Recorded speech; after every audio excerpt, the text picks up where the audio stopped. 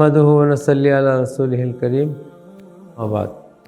اعوذ بالله من الشیطان الرجیم بسم الله الرحمن الرحیم شهر رمضان الذي انزل فيه القرآن هدى للناس وبينات من الهدى والفرقان وقال النبي صلى الله عليه وسلم افضل العبادة قراءة القرآن وكما قال عليه الصلاة والسلام صدق الله مولانا العظيم وصدق رسوله النبي الكريم ونحن على ذلك لمن الشاهدين والشاکرین والحمد للہ رب العالمین۔ بزرگان محترم، عزیزان گرامی، اللہ کے فضل و کرم سے بہت جلد ہم انشاءاللہ نہایت مبارک اور عظمت والے مہینے کو پانے والے ہیں، جس کے بارے میں سرکار دو عالم صلی اللہ علیہ وسلم نے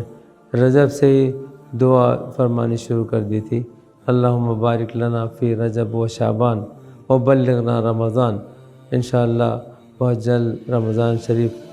کا یہ مبارک مہینہ ہم پالیں گے۔ اس مہینے کے بارے میں اللہ تبارک و تعالیٰ نے ارشاد فرمایا کہ رمضان کا مہینہ وہ ہے جس میں قرآن شریف نازل کیا گیا ہے۔ تو قرآن شریف کی عظمت کے لیے اور رمضان کی عظمت کے لیے قرآن شریف کا نزول یہی کافی ہے، اس لیے اس زمانے میں قرآن شریف کثرت سے پڑھا جاتا ہے۔ تراویح میں قرآن کریم کی تکمیل ہوتی ہے اور ہر طرف قرآن پاک کا شہرہ ہوتا ہے۔ اور قرآن پاک کی تلاوت کے بارے میں سرکار دو عالم صلی اللہ علیہ وسلم نے ارشاد فرمایا افضل العبادت قراءۃ القرآن، کہ قرآن کی تلاوت سب سے افضل عبادت ہے۔ تو ہمیں چاہیے کہ ہم کم سے کم علی الاقل منیمم ایک قرآن شریف دیکھ کر پڑھیں،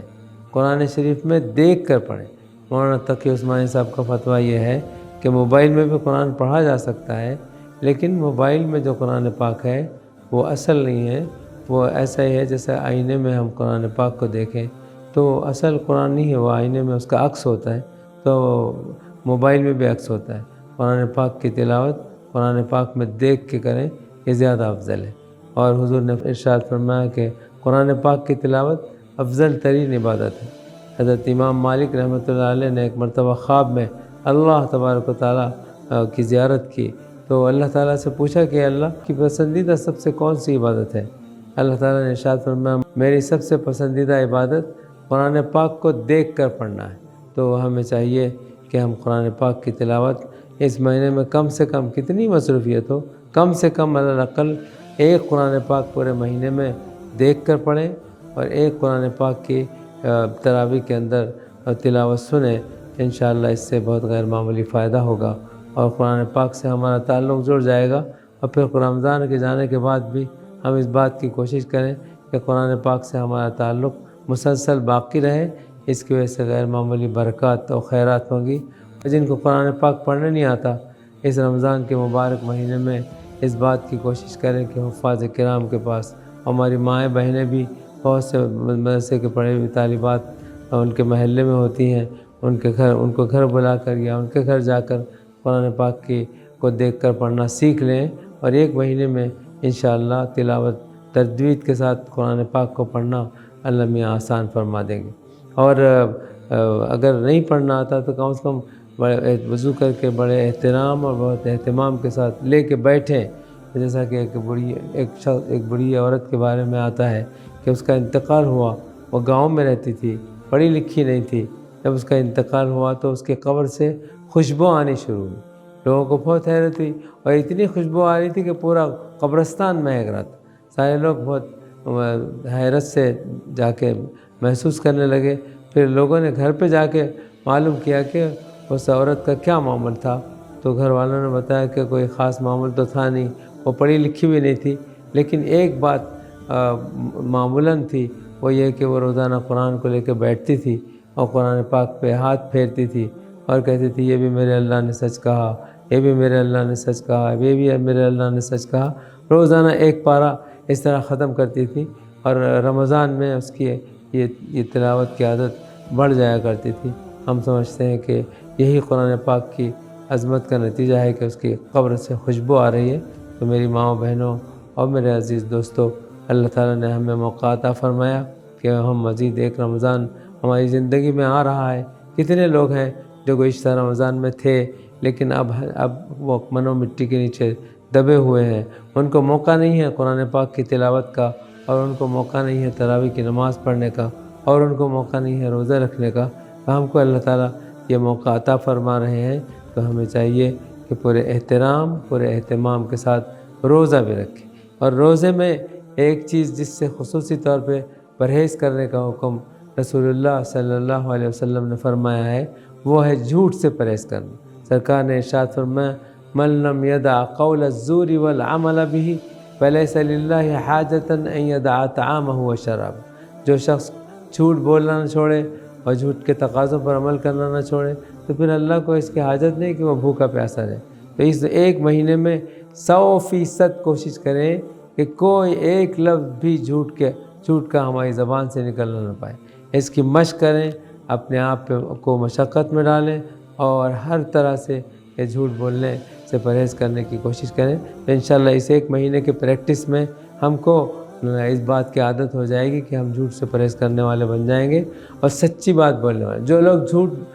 بولتے ہیں ان کی روزی کی برکت ختم ہو جاتی ہے، چہرے کا نور ختم ہو جاتا ہے، اور کئی مصائب و پریشانیوں میں ہمیشہ وہ مبتلا رہتے ہیں۔ اس لیے رمضان کے اس مہینے میں اس بات کی کوشش کریں کہ جھوٹ سے پرہیز کیا جائے۔ ایک اور چیز رمضان میں جو زیادہ کثرت سے واقع ہوتی ہے، وہ چونکہ آدمی ذرا بھوکا پیاسا رہتا ہے، اور بھوک پیاس کی وجہ سے بلڈ پریشر بڑھ جاتا ہے، اور لڑائی جھگڑے میں آدمی اپنے آپ پہ قابو نہیں پاتا۔ حضور اکرم صلی اللہ علیہ وسلم نے ارشاد فرمایا کہ لڑائی جھگڑے سے خود بھی پرہیز کرے، اور کوئی آدمی اس سے جھگڑا کر رہا ہے تو حضور نے ارشاد فرمایا کہ روزہ دار کہہ دے، انی امرؤ صائم، کہ میں روزہ دار ہوں، تم جتنی بھی چاہے مجھے گالیاں دو، مجھ سے لڑائی کرو، لیکن میں تم سے کچھ بولنے والا نہیں ہوں، اس واسطے کہ میں روزہ دار ہوں۔ اس لیے اس مبارک ترین زمانے میں جب کہ آدمی بھوک پیاس کی وجہ سے تھوڑا بہت غصے کی حالت میں رہتا ہے، اسے چاہیے کہ نرم گفتگو کرے، اور جو کوئی اگر گرمی سے گفتگو کر رہا ہے تو اس کے ساتھ معاملہ نرمی کا کرے، اور اس سے کہہ دے کہ بھائی رمضان میں لڑائی جھگڑا نہیں کیا جاتا۔ اور تیسری چیز جس سے پرہیز کرنا ہے وہ ہے غیبت۔ کسی کے پیٹھ پیچھے کسی کی برائی بیان کرنا، اگرچہ کہ وہ برائی اس کے اندر موجود ہے اور پھر ہم برائی بیان کر رہے ہیں، یہ ہے غیبت۔ اور اگر اس میں برائی موجود نہیں ہے اور ہم اس کی برائی بیان کر رہے ہیں، یہ تو تہمت ہے، تو اور بہت بڑا گناہ ہے۔ ان تین چیزوں سے پرہیز کریں کہ ایک غیبت نہ کی جائے۔ حضور اکرم صلی اللہ علیہ وسلم کی خدمت میں تو عورتیں لائی گئی حدیث کے مطابق، اور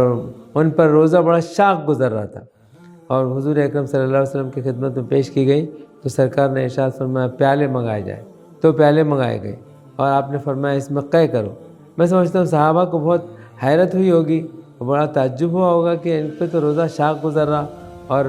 بھوک کی مشقت سے پریشان ہے، اور آپ ان کو قے کرنے کے لیے فرما رہے۔ لیکن جب ان عورتوں نے اس میں قے کیا تو خون کے لوتھڑے نکلے۔ سرکار نے ارشاد فرمایا انہوں نے حلال روزی سے سحری کی تھی اور روزہ رکھا تھا، لیکن حرام کے ذریعے انہوں نے اپنے روزے کو توڑ لیا، یعنی افطار کر لیا، یعنی غیبت کی۔ تو رمضان کے زمانے میں یہ تین چیزیں ہیں، اس سے اگر ہم نے بچنے کی مشق کر لی تو پھر پورے 11 مہینے ہم ایسے لعنت کی چیزوں سے بچ جائیں گے، اور ہمارے اندر اچھائیاں پیدا ہونے کی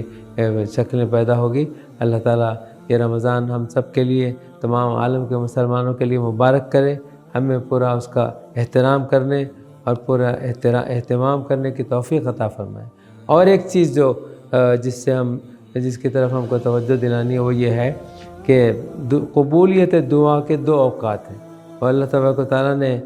قرآن پاک میں جہاں رمضان کے مضمون کو بیان فرمایا سورہ بقرہ میں 2 پارے کے اندر، تو وہاں رمضان کے احکام کو روک کر اللہ تبارک و تعالیٰ نے دعا کے مضمون کو بیان فرمایا۔ وَإِذَا سَأَلَكَ عِبَادِي عَنِّي فَإِنِّي قَرِيبٌ أُجِيبُ دَعْوَةَ الدَّاعِ إِذَا دَعَانِ فَلْيَسْتَجِيبُوا لِي وَلْيُؤْمِنُوا بِي لَعَلَّهُمْ يَرْشُدُونَ۔ تو ابن کثیر رحمۃ اللہ علیہ نے اپنی تفسیر میں لکھا ہے کہ رمضان کے احکام کے درمیان میں اس طرح سے دعا کے مضمون کو بیان کرنا اس بات کی علامت ہے کہ اللہ تبارک و تعالیٰ رمضان کے زمانے میں دعا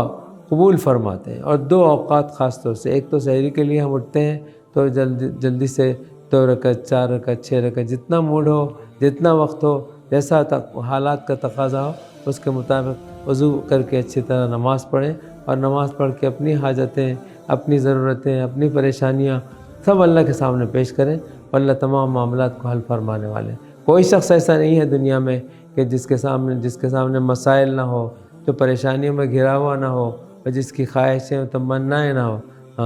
دری دنیا کسے بیغم نہ باشد، اگر باشد بنی آدم نہ باشد۔ اس دنیا میں کوئی آدمی بیغم نہیں ہے، کوئی آدمی ایسا نہیں ہے کہ جس کی خواہشیں، تمنائیں، آرزویں سب کی سب پوری ہو گئی ہوں۔ کتنی تمنائیں جو سینے میں دفن ہے، کہ جیسے دیگر کہتا ہے کہ ایک چھوٹا سا دل ہے مگر کم نہیں ہے، اسی میں کون سا عالم نہیں ہے۔ تو اگر ہم چاہتے ہیں کہ ہماری تمنائیں، آرزویں پوری ہو، تو ہمیں چاہیے کہ تہجد کے وقت اللہ تعالیٰ سے اپنی دعاؤں کو مانگے، اپنے مطالبات اللہ کے سامنے پیش کرے، اور جو اللہ سے مانگتا ہے اللہ تبارک و تعالیٰ اس سے بہت خوش ہوتے ہیں۔ ایک تو تہجد کا وقت ہے،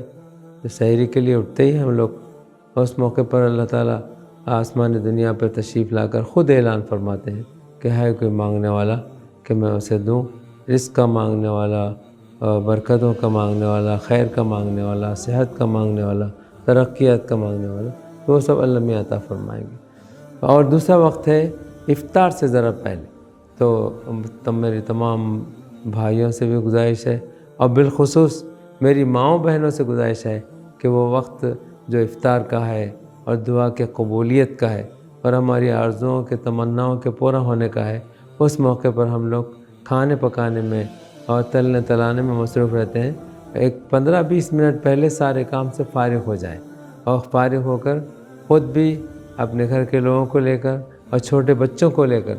دعاؤں میں مشغول ہو جائیں، اور رو رو کے اللہ میاں سے دعا کریں، اور چھوٹے بچوں سے بھی دعاؤں کا اہتمام کرائیں، کیونکہ حضور اکرم صلی اللہ علیہ وسلم نے ارشاد فرمایا دعاء اطفال امتی یستجاب ما لم یقارب الذنوب، میری امت کے چھوٹے بچوں کی دعا قبول ہوتی ہے جب تک کہ وہ گناہ نہ کریں۔ تو چھوٹے بچوں کو لے کر ان کے سامنے دعا کا اہمیت بھی بتائیں، اور ان کے ننھے منھے ہاتھوں سے اٹھا کر وہ اللہ سے مانگیں گے تو اللہ کا خوب پیار آئے گا، اور ہمارے سارے مسائل حل ہوں گے۔ بہت مسئلے ہیں، بڑے پریشانیاں ہیں، اور امت پوری مشکلات میں گھری بھی ہے۔ امت کے لیے بھی دعا کریں، اور بالخصوص اپنے والدین کے لیے، اگر ہیں موجود ہیں تو ان کی حیات و صحت کے لیے، اور اگر اس دنیا سے چلے گئے ہیں تو ہم پر حق ہے کہ ہم ان کے لیے مغفرت کی دعا کریں۔ حدیث میں آتا ہے کہ جو بیٹا، جو اولاد اپنے ماں باپ کے لیے مغفرت کی دعا کرتی ہے، اللہ تبارک و تعالیٰ اس کی دعاؤں کو طبق میں سجا کر اور مرحوم کی قبر میں پیش کرتے ہیں، اور یہ فرماتے ہیں کہ تمہارے بیٹے نے، تمہارے فلاں رشتہ دار نے تمہارے لیے یہ تحفہ بھیجا ہے، تو وہ بہت خوش ہوتا ہے اور مردوں پر رشک کرتا ہے۔ اس لیے ان چند چیزوں کا اس رمضان میں خصوصی طور پہ اہتمام کریں۔ اللہ تعالیٰ مجھے اور آپ کو اس کی توفیق عطا فرمائے۔ وآخر دعوانا ان الحمد للہ رب العالمین۔